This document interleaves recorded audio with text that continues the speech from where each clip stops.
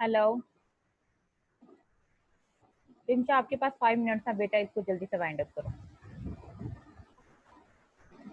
आगे जैसे first anatomy text जो जो एनाटॉमी पर फर्स्ट टेक्स्ट लिखा गया था वो 13 और 14 सेंचुरी में लिखा गया था। ये पूरी एक बुक थी जो कि कुछ ग्रीक फिलोसफर्स थे और फिजिशियंस थे, उन्होंने मिलके लिखी थी, दो ने लिखी थी मिलके। फिर आ जाता है रेनेसेंस पीरियड आ जाता है, जैसा कि जिस तरह रैशनलिज्म का पीरियड था, ये भी आर्ट पीरियड था जिसमें बहुत से फिलोसफर्स और रिनाइंसेंस फिजिशियंस। पीरियड होता है, ठीक है। रिनाइंसेंस जिसमें सबसे पहले एंड्रस का था, जिसने ह्यूमन स्कल्स के स्केचेस बनाए थे, और उसने बॉडी के बहुत, और ना सिर्फ गुड। स्कल के बहुत से बॉडी पार्ट के और स्केचेस बना के उस चीज को एक्सप्लेन किया था अपने आर्ट के जरिए। फिर आ जाता है रेनिन। उसने भी वर्क किया था, उसने भी इसी एंड्रस के वर्क को आगे फर्दर एक्सप्लेन किया था और अपने स्केचेस के जरिए एक्सप्लेन करना चाहा था। आगे आ जाता थॉमस विल, जो तीसरा बंदा था, उसने क्या किया था, studied the brain and nerves, और ट्रीटमेंट्स किए थे, न्यूरोलॉजिकल ट्रीटमेंट्स किए थे इसने भी। ये तो हमारे आगे आ जाता है मॉडर्न पीरियड। मॉडर्न पीरियड में भी कुछ फिलोसफर्स हैं और फिजिशियंस हैं, जिसमें जिनमें चार्ल्स बेल है, जॉनसन स्पीटर है। चार्ल्स बेल ने सबसे पहले क्या डिस्कवर किया था, discover dissection and vivisection that the ventral root is in spinal ये डायसेक्शन होता है, डायसेक्शन, ठीक है। वैसा। हाँ, सॉरी मैम, डायसेक्शन था। उसके बाद Jean and Cesar Caesar sorry Caesars for the first time define a function in a brain region. इन्होंने ब्रेन रीजन में जो फर्स्ट टाइम फंक्शंस थे उन चीज को एक्सप्लेन किया था। और आगे आ जाते हैं Luigi Luigi and गैविनन। They observed the role of electricity in nerves in dissection in dissected frogs in the second half of the 18th century. इन दोनों ने मिलकर फ्रॉग्स पर कुछ फ्रॉग्स के ब्रेन पर डिसेक्शन की थी, जिसमें उन्होंने इलेक्ट्रिसिटी नर्व्स के में इलेक्ट्रिकल वर्क को ऑब्जर्व किया था और उससे बाद में एक्सप्लेन किया था। आगे अच्छा कार्ल आज अच्छा बेटे, आप ना लूप्स बता दो, ठीक है। लोग। जी हाँ, जी मैम। आप आओ एंड पे, जहाँ पे है brain function. Brain functions according two lobes, सबसे पहले आ जाता है मोटर हमारा मोटर कॉर्टेक्स, कॉर्टेक्स। मोटर के स्पेलिंग गलत है, इसको जरा देख लेना। ब्रेन स्टेम है और सेरिब्यूलम है, इन सबको फटाफट से एक्सप्लेन कर दो, इसके बारे में उन्होंने क्या क्या जो कहा। मोटर जो मोटर कोर्टेक्स है वो हमारे वॉलंटरी मोटर एक्टिविटीज, यानी जितने भी गुड।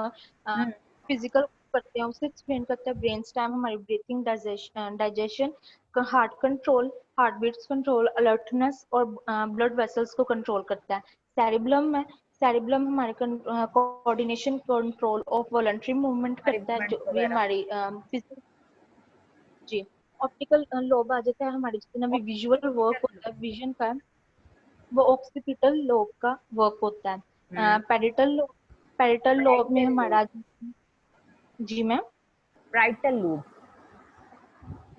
पेरिटल लोब हमारा जितना भी स्किन रिलेटेड वर्क होता है, सॉरी प्रोसेसेस होते हैं, अ, और सेंसेशंस का जो वर्क होता है, गुड।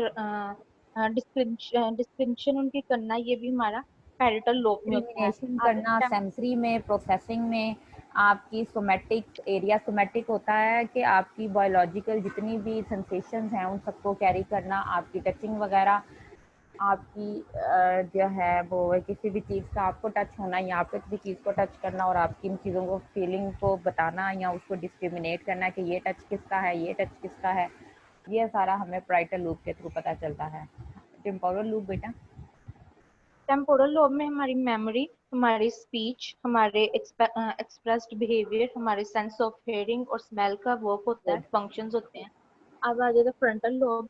इसमें हमारी स्टोरेज ऑफ मोटर पैटर्न्स, हमारी connection, sorry, personality, emotional traits और लैंग्वेज प्रोडक्शन वगैरह जितना भी वर्क होता है वो हमारे फ्रंटल लोब में होता है। Good, very good. एक पहले थी हाफिज़ा हिजरा, जिसने बहुत अच्छा एक्सप्लेन किया था, एंड उसके बाद है रिमशा मीन, इसने भी बहुत बहुत बेहतरीन एक्सप्लेन किया। बेसिकली मैं ऐसे एक्सपेक्ट कर रही थी। वेरी गुड बेटा। Thank you ma'am. उसके बाद आ जाए जुनैरा आमिर, साइकोलॉजी इन पाकिस्तान। जी मैम। जी बेटा स्टार्ट करो। जी मैम। जल्दी से, 5 मिनट्स हैं आपके पास, इतना लेंथी नहीं है ये, बहुत शॉर्टर है, इसको जल्दी से एक्सप्लेन करो। मैम असल में इसमें कुछ समझाने वाला नहीं, बस इसकी थोड़ी सी हाँ, थ्योरी ही है, वो तो मैं बता देती हूँ। यही है, इसमें कुछ भी समझाने वाला नहीं है, लेकिन आप So my topic is psychology in Pakistan. First of all, I wrote its definition. Psychology, the scientific study of behavior and mental processes. और हमारे कुछ सोच, हमारे जज्बात और एहसासात जिन्हें हम प्राइवेटली एक्सपीरियंस तो करते हैं लेकिन उन्हें ऑब्जर्व नहीं किया जा सकता। And as a science psychology ऐसे सिस्टमेटिक अप्रोचेज यूज करती है हर चीज़ को ऑब्जर्व करने के लिए, बिहेवियर को डिस्क्राइब करने के लिए, प्रिडिक्ट करने के लिए और हमारे ह्यूमन बिहेवियर को एक्सप्लेन करने के लिए। सो पाकिस्तानी साइकोलॉजिकल सोसाइटी, पाकिस्तान में जो साइकोलॉजिस्ट हैं उन्होंने किस तरह हमारी सोसाइटी में ग्रोथ की। Pakistan is a developing nation. Pakistan ने आज़ाद होने के बाद जिस तरह हर एक चीज़ में, हर प्रोफेशन में डेवलपमेंट की, उसी तरह the role of psychologist for social growth of society can not be denied. इस साइकोलॉजिस्ट ने भी वक्त के साथ साथ जो तरक्की की हम उससे इनकार नहीं कर सकते। Psychologist have been serving in different works of Pakistani society, contributing the uplift of society and masses. The formation of a platform for psychologists of Pakistan is needed strongly. And then the history of Pakistan, of history of psychology in Pakistan, कि पाकिस्तान में psychology as a subject किस तरह से और कब से इस्तेमाल होना शुरू हुआ। At the time of independence 1947 only two colleges start psychology, first government college Lahore and the second one is Christian college Lahore. The first independent psychology department was founded at Karachi University with Qazi Muhammad Aslam, whose academic background was in philosophy. तो जिस तरह उनका academic background philosophy में था, इसी तरह psychology में जिस भी बंदे ने ग्रोथ या डेवलपमेंट शुरू की, उनमें से ज़्यादातर लोगों का बैकग्राउंड फ़िलासफ़ी से था। वो फ़िलासफ़ी के लोग थे क्योंकि साइकोलॉजी एज अ सब्जेक्ट पहले यूज़ ही नहीं होता था। इसे सिर्फ फिलोसफी में एक ब्रांच या फिर एक टॉपिक के तौर पे इस्तेमाल किया जाता था. At this time, philosophy was being taught as a branch of psychology was being taught as the branch of philosophy. But the history of psychology in Pakistan date back to the 1920s. The history began with 3 departments of philosophy in the city of Lahore in West Pakistan that offered a master's program in both philosophy and psychology. And then the scope of psychology in Pakistan, कि पाकिस्तान में इसका scope कब से शुरू हुआ। बहुत अरसा पहले ऐसा कहा जाता था कि अगर किसी भी इंसान को कोई दिमागी मसला है, कोई पागल है, तो उसे जिन भूतों का मसला है, उसे कोई दिमागी बीमारी नहीं। और psychologist first considered as the doctor for crazy people. जिस तरह आज भी कुछ चंद लोग एक ऐसे हैं जिन्हें साइकोलॉजिस्ट के पास जाना पड़ जाए तो वो कहते हैं कि नहीं, ये पागलों के डॉक्टर है, मतलब कि आप पागल हैं, इस वजह से आप वहाँ पे जा रहे हैं। तो उस वक्त ये चीज़ बहुत ज़्यादा थी, लोग कंसिडर करते थे कि अगर कोई इनके पास आ रहा है तो वो भी पागल है और ये भी पागलों के डॉक्टर है, मतलब कोई स्कोप नहीं था इसका बिल्कुल भी.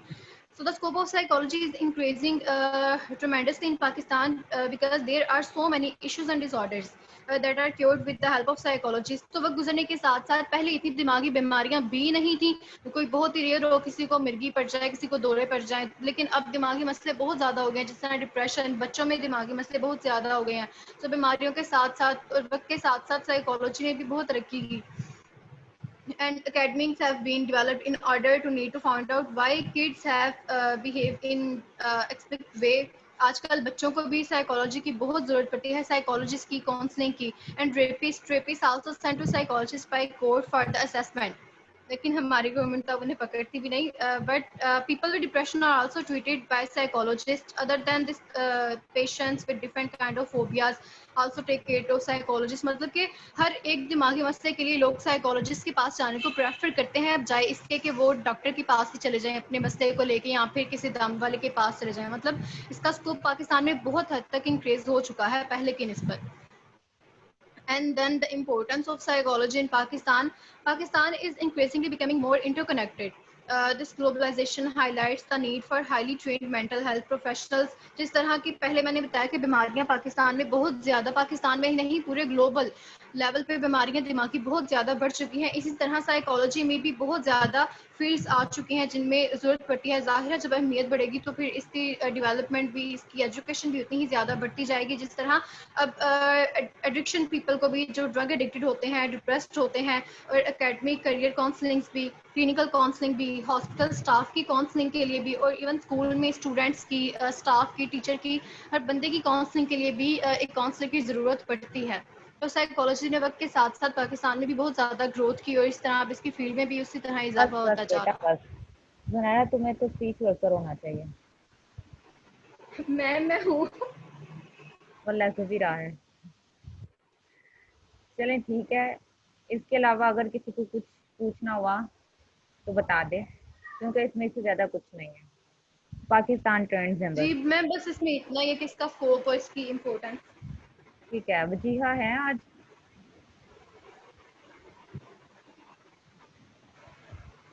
अलीजा, वजीहा किधर है?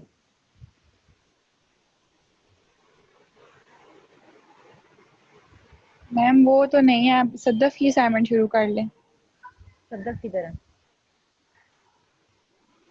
सद्दफ की कौन सी असाइनमेंट है? ELISA,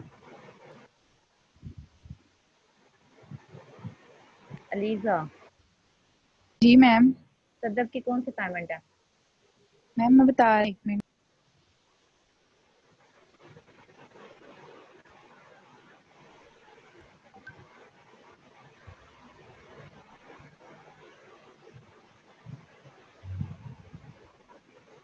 introduction to psychology. Ma'am कर दिया आपको। ये तो हमने कर नहीं लिया हुआ, introduction to psychology. Psychology as a science of soul, psychology as a science of consciousness, psychology science of mind और बिहेवियर। चलो ठीक है सदफ, जल्दी से इसको एक्सप्लेन करो, ये तो हमने पहले किया हुआ है।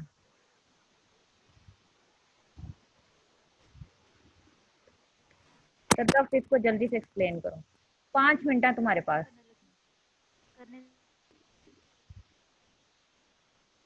ये ऑलरेडी पहले पढ़ा हुआ है हम लोगों ने।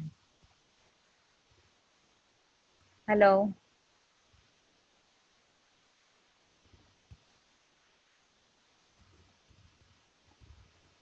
जी सदफ।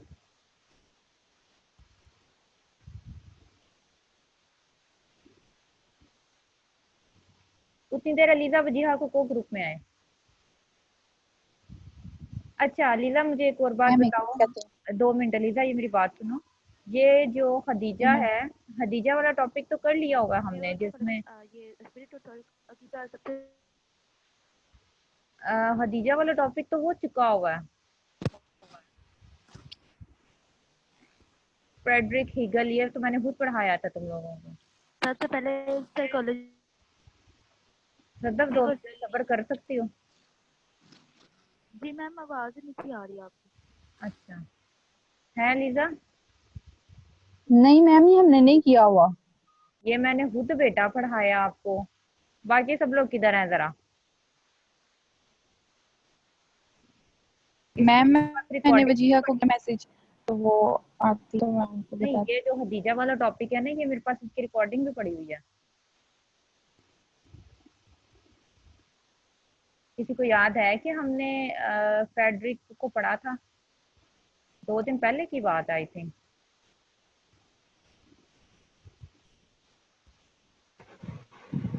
हम्म,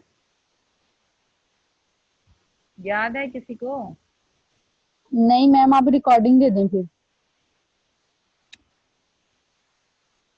फ्रेडरिक को नहीं पढ़ा तुम लोगों ने? फ्रेडरिक हीजल।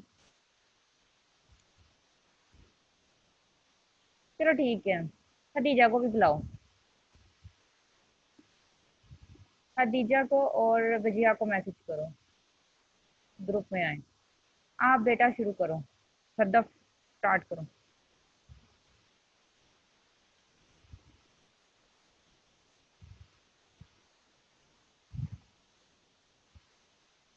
सदफ की आवाज नहीं आ रही हमें।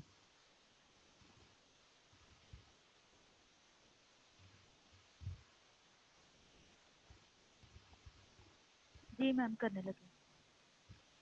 साइकोलॉजी नाम है सोल और स्पिरिट की स्टडी का। सबसे पहले साइकोलॉजिस्ट ने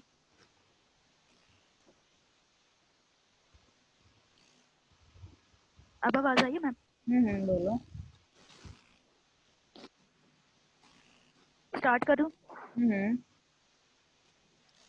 साइकोलॉजी नाम है सोल और स्पिरिट की स्टडी का। सबसे पहले साइकोलॉजिस्ट ने एज अ सोल को लेकर ना इसको स्टडी किया था, लेकिन ये इसको रिजेक्ट कर दिया गया था क्योंकि हम सोल को देख नहीं सकते ना ऑब्जर्व कर सकते हैं, जिसकी वजह से इसको रिजेक्ट कर दिया गया था। फिर साइकोलॉजी को एज अ साइकोलॉजी को माइंड माइंड के इंसान के माइंड को लेकर उसको स्टडी किया गया था कि साइकोलॉजी क्या है। माइंड होता है कॉन्शियस, अनकॉन्शियस और सेंटिमेंट्स पे मुश्किल होता है, लेकिन इसको भी बाद में रिजेक्ट कर दिया गया था क्योंकि हम माइंड को ऑब्जर्व नहीं कर सकते।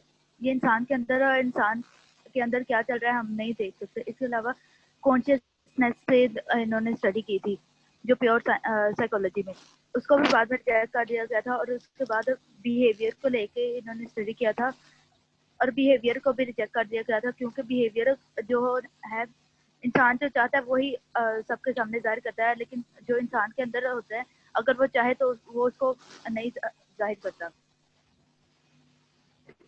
सही है।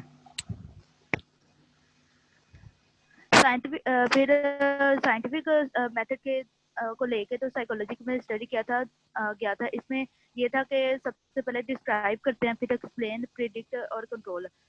इसमें ये था कि सबसे पहले ये साइंटिफिक मेथड में एक्सपेरिमेंट करते थे, लेकिन इसका स्कोप है भी है जो हम एक्सपेरिमेंट करते हैं किसी इंसान पे, तो हम सबसे पहले उसको क्वेश्चन उससे पूछते हैं, फिर उससे हम अपना जब एक हम लोग से किसी भी क्वेश्चन इंसान पे एक्सपेरिमेंट करते हैं या बिहेवियर को ऑब्जर्व करते हैं, तो बेसिकली बिहेवियर एक ऐसा एलिमेंट था जो कि जिसको हम लोग ऑब्जर्व कर सकते हैं, जिस पे हम लोग एक्सपेरिमेंट कंडक्ट कर सकते हैं, जिसको हम लोग असेस कर सकते हैं, जिसको हम लोग फील्ड वर्क में देख सकते हैं। तो बेसिकली उन्होंने कहा था बिहेवियर एक ऐसा एलिमेंट है जो कि वाकई ही ऑब्जर्वेबल है, जो वाकई ही साइंटिफिकली है, जो वाकई ही एक्सपेरिमेंटल है, जो वाकई ही साइंटिफिकली अप्रूव्ड किया जा सकता है। ठीक है। तो फिर उन्होंने कहा कि बिहेवियर भी, उसमें हमारे पास जे बी वॉटसन था जिसने ऑर्गेनिज्म और रिस्पॉन्स का कॉन्सेप्ट दिया था, ओ और आर। उसने कहा था ओ ऑर्गेनिज्म, जब भी किसी चीज को, ऑर्गेनिज्म कौन है? जानदार, मैं। तो मैं क्या करती हूँ, मैं हर चीज पे रिस्पॉन्स देती हूँ, मैं हर चीज का एक्शन देती हूँ। ठीक है। तो बेसिकली उसने कहा था कि ऑर्गेनिज्म ओ और आर के थ्रू जो है ये सारी सिस्टम जो है रेगुलेट करता है। फिर आगे जो है हमारे पास फ्री है, उसने कहा था कि जितने भी इंसान हैं वो साइकोलॉजी की टर्म को यूज करते हैं एज अ फर्स्ट, और इसमें हम लोग चीज़ों को ऑब्जर्व कर सकते हैं। फिर मैकडोगल था, मैकडोगल ने अडॉप्ट किया था इस डेफिनेशन को, और फिर उसने भी साइकोलॉजी के बारे में कुछ ऐसे ही कमेंट्स दिए थे। थॉर्नडाइक था, थॉर्नडाइक ने भी कुछ एक्सपेरिमेंट्स को कंडक्ट किया बिहेवियर को असेस करने के लिए, और फिर उसने भी जो है एनिमल्स को इंट्रोड्यूस करवाया। उसने फर्स्टली कहा कि अगर हम लोगों ने कोई इंफॉर्मेशन हमें चाहिए तो फर्स्ट ऑफ ऑल अगर हम उनको एनिमल्स पे इंट्रोड्यूस करें उन एक्सपेरिमेंट्स को, तो हम लोग इन चीज़ों को एज अ ह्यूमन बींग्स पे भी अप्लाई कर सकते हैं। फिर थॉर्नडाइक ने ट्रायल एंड एरर का कॉन्सेप्ट दिया था कि अगर आप जिस चीज़ को बार बार जितना करते हैं, ठीक है, उसकी वजह से उसके एरर उतने ही कम होते हैं। अगर आप लोगों ने स्टार पैटर्न का एक्सपेरिमेंट किया हुआ है, स्टार पैटर्न क्लास, आप लोगों को आइडिया है स्टार पैटर्न? No ma'am. चलो, अगर मैं आप लोगों को एक्सपेरिमेंट्स करवाने हुए मुझे, या मैं वहाँ पे मौजूद हुई, तो मैं आपको एक बड़े बड़े मज़े के साइकोलॉजी के एक्सपेरिमेंट्स हैं और करने का भी बहुत मज़ा आता है। अभी तक कॉपी बनाई नहीं तुम लोगों ने एक्सपेरिमेंट्स की? मतलब कि तुम लोगों ने अभी कुछ पढ़ा ही नहीं है फिर, है ना? फर्स्ट मैम हमारा कोई प्रैक्टिकल ना, बस हमने इंट्रोडक्शन वाली बुक पढ़ी है साइकोलॉजी की। Okay okay. तो थॉर्नडाइक का जो था एक ट्रायल एंड एरर का, कि आप जब किसी चीज़ को, जितनी ट्रायल्स बढ़ती जाती हैं उतने ही एरर्स कम होते जाते हैं। ठीक है। तो ये इसका कॉन्सेप्ट था। फिर इसने SR का कॉन्सेप्ट को जो है SOR पे ले गया था। उसने कहा था पहले आता है स्टिमुलस, फिर आता है ऑर्गेनिज्म और फिर आता है रिस्पॉन्स। ठीक है, हम OR पे नहीं चलते, हम SOR पे चलते हैं, क्योंकि S क्या है, स्टिमुलस। कोई भी ऐसा स्टिमुलस जो हमसे एक ऑर्गेनिज्म से आके टच होता है। स्टिमुलस क्या है, जिसपे हम लोग काम करते हैं और उसी के थ्रू हमारे पास रिस्पॉन्सेज आते हैं। ठीक है, फिर है गोल्स ऑफ साइकोलॉजी। अब गोल्स ऑफ साइकोलॉजी फोकस किस पे करते हैं, डिस्क्राइब पे, एक्सप्लेन पे, प्रिडिक्शन पे और कंट्रोल पे। ये 4 एक मेन कॉन्सेप्ट हैं साइकोलॉजी के साइंटिफिकली व्यू के अकॉर्डिंग। 1 second class.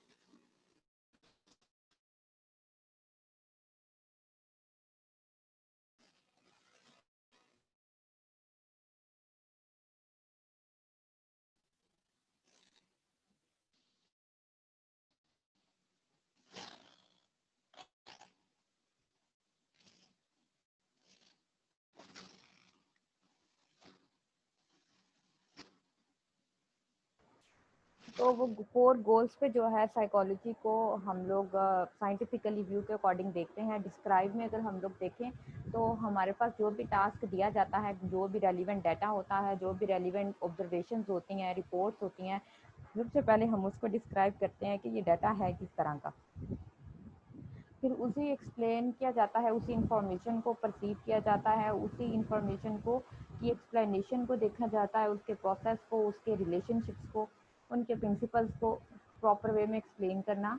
और प्रिडिक्शन क्या है कि इन्हीं गोल्स के अकॉर्डिंग हम लोग प्रिडिक्ट करते हैं, अगर हमारे पास ये डाटा है, उसकी ये एक्सप्लेनेशन है, तो फर्दर इसकी एक्सप्लेनेशन क्या आ सकती है और उसको किस तरह से इसकी प्रिडिक्शन हो सकती है। कंट्रोल में हम लोग इंडिविजुअल बिहेवियर को कंट्रोल कर सकते हैं, मॉडिफाई कर सकते हैं, असेस कर सकते हैं और असेस कर सकते हैं, उसके साथ ही हम लोग उनको एक्सप्लेन भी कर सकते हैं। तो बेसिकली साइकोलॉजी में जो एक्सपेरिमेंटल कंडीशन है वो कंट्रोल होनी चाहिए। Careers of specialisation in psychology, clinical है, काउंसलिंग है। क्लिनिकल बेसिकली हमारे पास क्लिनिकल फॉर्म है जहाँ पे हम लोग लोगों को, पेशेंट्स को चेक करते हैं, उनको वे प्रोवाइड करते हैं काउंसलिंग के थ्रू। हमारे पास साइकेट्रिस्ट होते हैं जो कि मेडिसिन को प्रोवाइड करते हैं। MBBS करने के बाद डॉक्टर स्पेशलाइजेशन करते हैं साइकेट्री में।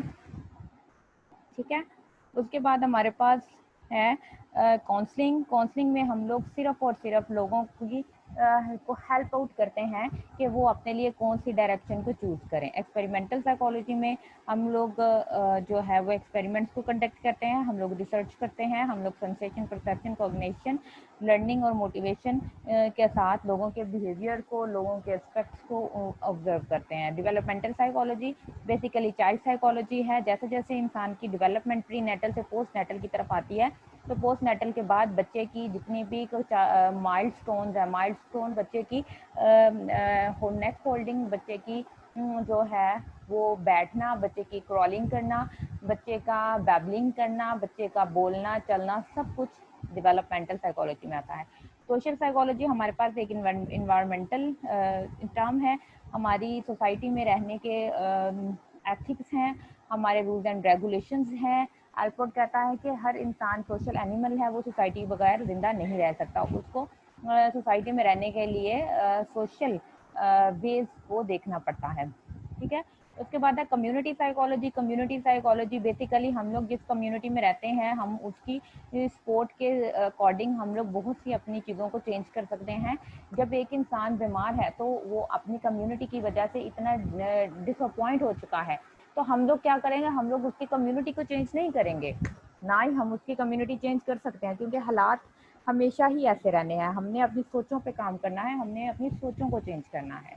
ठीक है, तो कम्युनिटी साइकोलॉजिस्ट का ये काम होता है। इन्वायरमेंटल साइकोलॉजिस्ट जो है ये इन्वायरमेंट में होने वाली, सराउंडिंग में होने वाली जितने भी ऐसी इंतशारात हैं या जो कि आपको मेंटली तौर पे डिस्टर्ब करते हैं या आपकी साइकोलॉजिकल हेल्थ को, आपकी फिजिकल हेल्थ को, आपके रहने सहने की तरीके को खराब करती हैं, ये उस पर फोकस करते हैं। स्कूल वाले जो है, स्कूल एंड एजुकेशनल साइकोलॉजिस्ट, ये स्कूल में बच्चों के साइकोलॉजिकल टेस्ट, बच्चों के आईक्यू टेस्ट, बच्चों की जो प्लानिंग है, बच्चों की रिप्लेसमेंट है, बच्चों की एजुकेशनल करियर्स हैं, उन सबको देखते हैं कि बच्चों ने कौन से सब्जेक्ट को चूज़ करना है और कौन से नहीं। बच्चों के इंटरेस्ट को देखते हैं, बच्चों के एप्टीट्यूड को देखते हैं, बच्चों के एटीट्यूड्स को देखते हैं। इंडस्ट्रियल ऑर्गेनाइजेशन में काम करने वाले लोग होते हैं, ऑर्गेनाइजेशन में वर्कर्स की मेंटली हेल्थ को देखना, क्योंकि उन्होंने बड़ी बड़ी मशीनरीज पे काम करना होता है, तो अगर उनकी मेंटली हेल्थ प्रॉपर और अच्छे वे में रहेगी तो ही उनके प्रोडक्टिविटी ज़्यादा होगी उस ऑर्गेनाइजेशन की, और उस ऑर्गेनाइजेशन की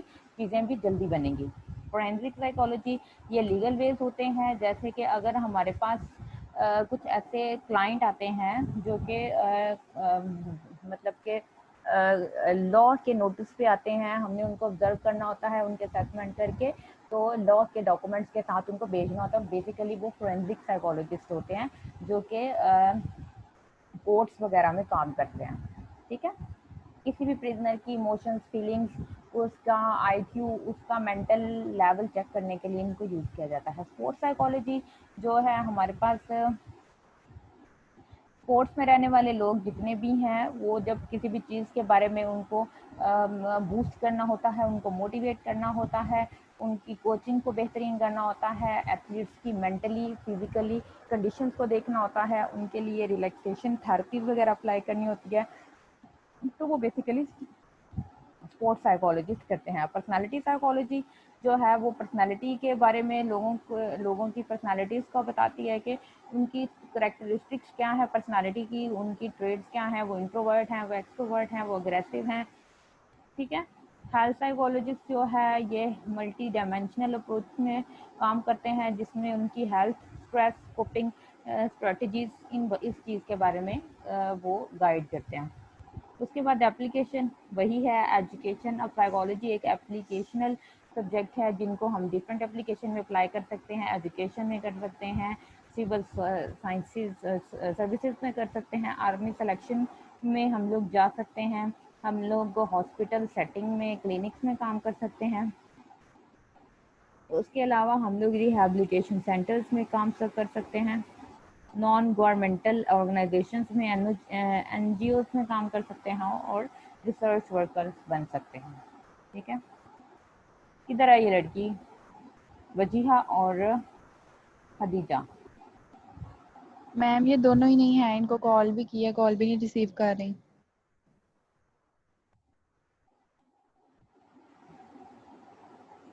अच्छा, वजीहा का टॉपिक है डेफिनेशंस ऑफ साइकोलॉजी। इसमें विलियम जेम्स की है, विलियम वॉन्ट की है। विलियम जेम्स को देखा जाए तो इसने डिस्क्रिप्शन एंड एक्सप्लेनेशन की थी स्टेट ऑफ कॉन्शियसनेस के साथ। विलियम वॉन्ट ने काम किया था स्टडी ऑफ कॉन्शियसनेस के साथ। विलियम मैकडोगल ने काम किया था पॉजिटिव साइंस के साथ। विलियम मैकडोगल ने उसके अलावा कंट्रोल बिहेवियर के साथ काम किया था। अमेरिकन साइकोलॉजिकल एसोसिएशन ने जो है साइकोलॉजी की डेफिनेशन में सबसे पहले मेंटल हेल्थ केयर पे बहुत ज़्यादा सर्विसेज प्रोवाइड की थी, और उन्हीं की सर्विसेज प्रोवाइड करने के लिए उसने डिफरेंट जो है वो अंडरस्टैंडिंग भी डेवलप की थी। हिस्ट्री ऑफ साइकोलॉजी में अगर देखा जाए तो विलियम वॉन्ट जो था, इसने फर्स्ट काम किया था स्ट्रक्चरलिज्म में, जो कि जर्मन साइकोलॉजिस्ट था। ये लिसनिंग में काम करता था, इसको फर्स्टली कंसीडर किया जाता था, और इसने फादर ऑफ साइकोलॉजी, और ये फर्स्ट एक्सपेरिमेंटल लेबॉर्ट्री भी इसी ने इंट्रोड्यूस करवाई थी। उसके बाद सिगमंड फ्रॉइड है, जिसकी साइको एनालिसिस की थ्योरी ने बहुत ज़्यादा काम किया था। ठीक है, इसकी फ्री एसोसिएशन और ड्रीम एनालिसिस ने साइकोलॉजी को एक न्यू थेरेपी और न्यू वे दिया था। इसने आईक्यू टेस्ट, अल्फ्रेड बीने का टेस्ट में भी बहुत ज़्यादा काम किया था। JB वॉटसन जो था, ये एक सपोर्टर था बिहेवियरल एस्पेक्ट्स का, ये बिहेवियरिज्म को इसने बहुत ज़्यादा प्रमोट किया था। उसके बाद हरमन रोशा था, इसने रोशा इन ब्लॉक टेस्ट को यूज़ किया था कि हम लोगों की मेंटल एबिलिटी को अगर इन के साइंस के साथ देखें तो हमें उनकी मेंटल एबिलिटीज़ का पता चलता है। हिस्ट्री ऑफ साइकोलॉजी में आइवन पैवलव का बहुत ज़्यादा काम था बिहेवियरिज्म में।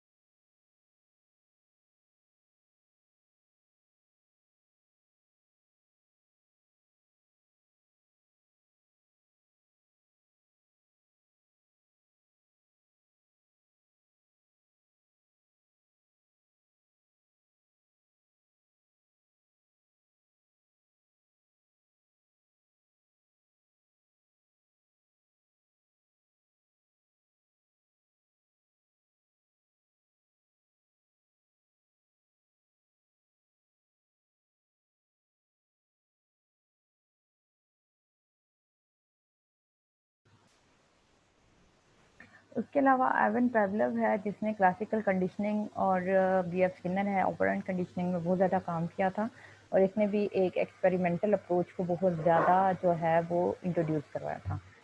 ये हैं सारे के बेहतरीन पॉइनियर्स मॉडर्न साइकोलॉजी के, जिन्होंने साइकोलॉजी को एक नाम दिया था फिलॉसफी से निकाल के साइकोलॉजी में।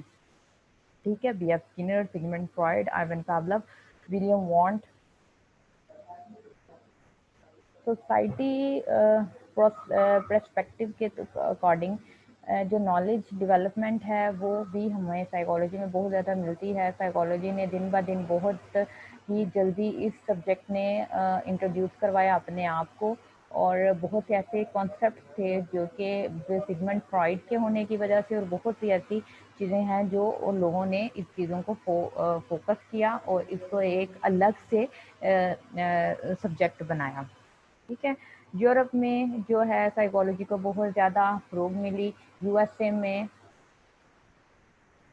जर्मनी में, बेसिकली जर्मन फिलोसफर्स या German psychologist first of all हैं जिन्होंने साइकोलॉजी को बहुत ज़्यादा काम दिया था, और फ्रेंच भी।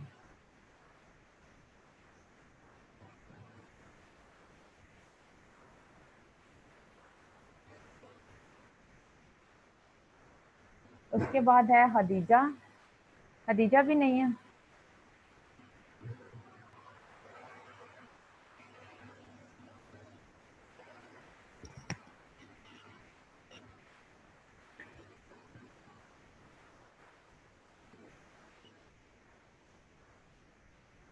अच्छा, अब हमारे पास है कुर्ट लेवन जो था was a German philosopher whose systematic work on epistemology and ethics influenced philosophy and several idealism and rationalism ways of thinking. He was one of the greatest philosopher of all time. अब जो Kurt था इसने rationalism और idealism के दोनों concepts पे बहुत ज़्यादा फोकस किया था। इसकी कंट्रीब्यूशन जो थी मेटाफिजिक्स में थी, एपिस्टेमोलॉजी में थी, और ये जो है एक ऐसा फिलोसफर था जिसने मूवमेंट फिलॉसफी की मूवमेंट को चेंज कर दिया था। कुछ जो था ये एक माइंड के में काम, मतलब कि माइंड के अकॉर्डिंग काम करने वाला था। इसने आइडियलिज्म को बहुत ज़्यादा फ़रोग दी थी। आइडियलिज्म बेसिकली है क्या? आइडियलिज्म हमारे पास वो चीज़ है जो कि हमें वो वे देती है कि हमने किस चीज़ को साइंटिफिकली अप्रूव करके उस चीज़ पे काम करना है। ठीक है, उसके बाद इसकी कुछ फेमस क्वेश्चन है। What am I know, what ought I to do, what can I hope for. तो इसके जो मेन थेरीज थी वो फेनोमेनोलॉजिज्म थी, परसेप्शन थी। फेनोमेनोलॉजिज्म जो है हमारे पास परसीविंग ऑब्जेक्ट्स हैं कि हम किसी भी चीज़ को ट्रूली वे में किस तरह से परसीव करते हैं। हम हर चीज़ के बारे में हमारी परसेप्शन है क्या। परसेप्शन हमारी अंडरस्टैंडिंग क्या है, हमारा एक्सपीरियंस क्या है किसी भी नॉलेज के बारे में। उसके अलावा थ्योरी ऑफ जजमेंटल थी जिसमें हम चीज़ों को, प्रेजेंट चीज़ें जो हमें नज़र आ रही हैं उसको हमने अंडरस्टैंड करना है, और उन चीज़ों के बारे में बिल्कुल भी पॉसिबल वे नहीं दे सकते जो प्रिडिक्ट की जा सकती हैं या जिनका रिजल्ट जो है वो फ्यूचर में जाके निकलेगा। हम सिर्फ जो प्रेजेंट चीज़ें हैं उन्हीं के बारे में हम लोग कोई ना कोई प्रिडिक्शन दे सकते हैं। ठीक है, उसके अलावा मेन वोकेबलरी में था empirical realism, physical sensation, analytic proposition. अब हमारे पास एम्पिरिकल रियलिज्म में एक्सपीरियंस थे थ्रू ओवर सेंसेस, जो हम अपनी सेंसेस के थ्रू एक्सपीरियंस करते हैं। फिजिकल सेंसेशन में हम लोग एक्सप्लेन करते हैं एक्सपीरियंस के थ्रू अपने जितने भी रीजन हैं किसी भी काम को करने की। एनालिटिक प्रोपोजिशन में हम लोग प्रिडिक्ट करते हैं कॉन्सेप्ट को, जो कि हमें मेन कॉन्सेप्ट जो हमें दिए जाते हैं। उसके अलावा जस्टिस पे बहुत ज़्यादा फोकस किया गया था कि जो हमारे पास जस्टिस है वो हमारी मेंटल ऑब्लिगेशंस हैं, हमारी मेंटल परफेक्शनिज्म है। अगर हमारी मेंटल परफेक्शनिज्म है देन ही हम लोग इंसाफ पे काम कर सकते हैं। ठीक है। फ्रेडरिक जो था ये एक जर्मन फिलोसफर था, और इस फिलोसफर में भी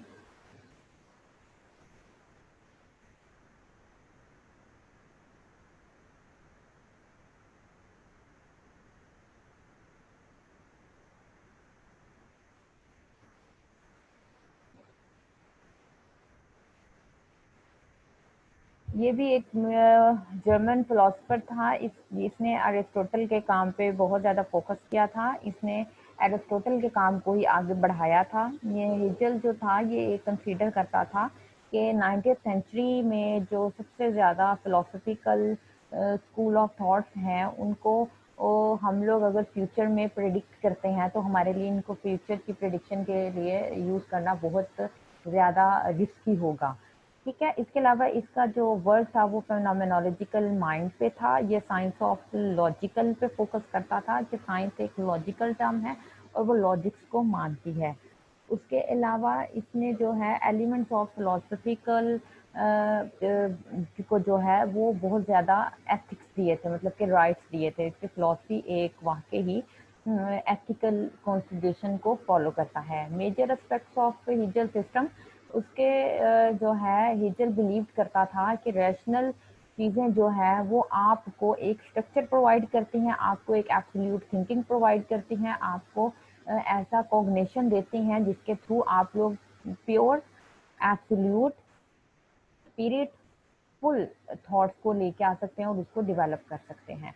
लाइफ जो है इसके अकॉर्डिंग इसने अपनी लाइफ में बहुत सी बुक्स को यूज़ किया था, जैसे कि इसने फर्स्ट बुक थी 1805 में फेनोमेनोलॉजी, सेकंड थी जेनिज्म, उसके बाद थी यूनिवर्सिटी ऑफ हेरिडिटी में हेरिडिटी की बुक को इसने इंट्रोड्यूस करवाया था।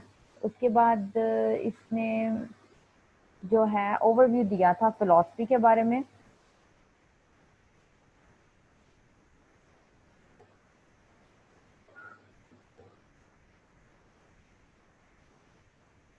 के major philosopher of German idealism के इसके कुछ ओवरव्यू थे कि हम अगर किसी भी चीज़ के पे बिलीव करते हैं तो हमारे पास उस बिलीव के पीछे कोई ना कोई स्ट्रेंथ होनी चाहिए, और उस स्ट्रेंथ के लिए हमारे पास कुछ पार्ट्स होने चाहिए ताकि हम उन पार्ट्स को जो है वो आइडियलाइज कर सकें, रियलिज्म कर सकते हैं, उनको आइडियलाइज कर सकते हैं, उनकी हिस्ट्री को देख सकते हैं, क्योंकि हर आइडिया के पीछे कोई ना कोई हिस्ट्री होती है। अगर हमें कोई ना कोई आइडिया आता है तो उसके पीछे हमें कोई ना कोई वे ज़रूर प्रोवाइड किया जाता है।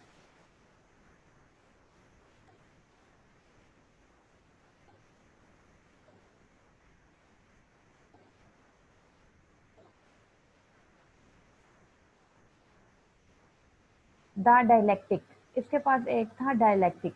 क्या होता है इसमें हमारे पास तीन चीज़ें आती हैं, थीसिस, एंटीथीसिस और उसके बाद है सिंथेसिस।